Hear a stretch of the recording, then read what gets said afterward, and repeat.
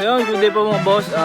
Bali ngayong araw ay magbebenta tayo ng patterners. Bali 6 heads na lang po ito. Ito po yung kasamahan ng 6 heads na binenta natin nitong nakarang araw. Bali bawasan ng 5 pesos na naman ang live weight. So 160 natin na benta yung nakaraan na 6 heads. Tapos ngayon naman 155 na lang.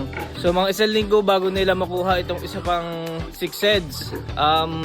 Medyo mahina daw yung karne ngayon at madami ang baboy na nakukuha. Kaya ganoon na bumababa yung presyo ng live weight kasi nagsasabay-sabay na naman yung pag-harvest ng mga patterner. Ganoon.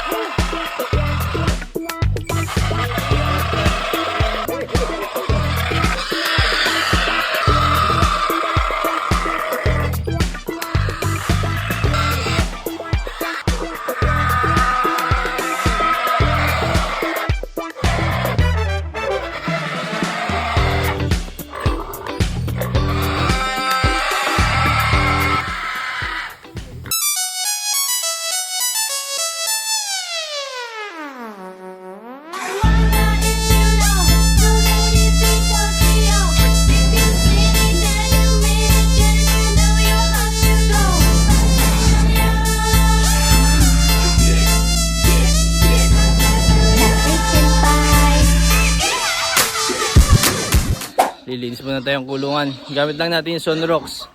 Pang spray natin to sa kulungan para ma-disinfect natin. Tapos yung tubig naman natin may chlorine. Kaya mas maganda. Ito, lilinisin natin tong kulungan natin. Tanggalan natin ng patterners. Ito. Para magamit din ulit natin. Kasi iba yung bacteria nito eh. Hindi sana yung ibang baboy dito sa bacteria nito. Kaya mas maganda na lilinisan natin. Para pwede natin siyang lipatan kung sakaling mag-repair tayo ng iba nating kulungan. Kasi ito yung mga una pa nating kulungan. Kaya ganito ang itsura. Mababa ang bubong. Ayan. Pati itong kulungan natin dito.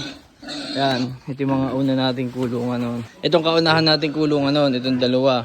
Tapos yung sumunod itong dalawa na ito.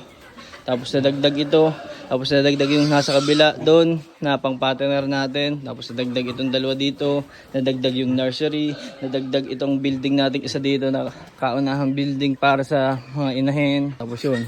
Doon na nadagdag na yung ating ano na yun. Ating building na yun. Ay hindi pala. Pinagawa pala muna natin ito. Tapos dyan pinagawa na natin yung building na yan.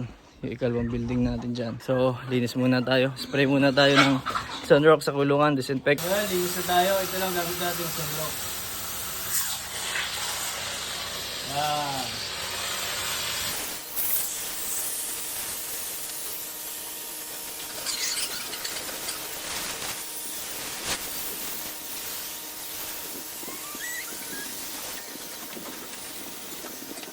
So yun, kakalinis lang natin mga boss.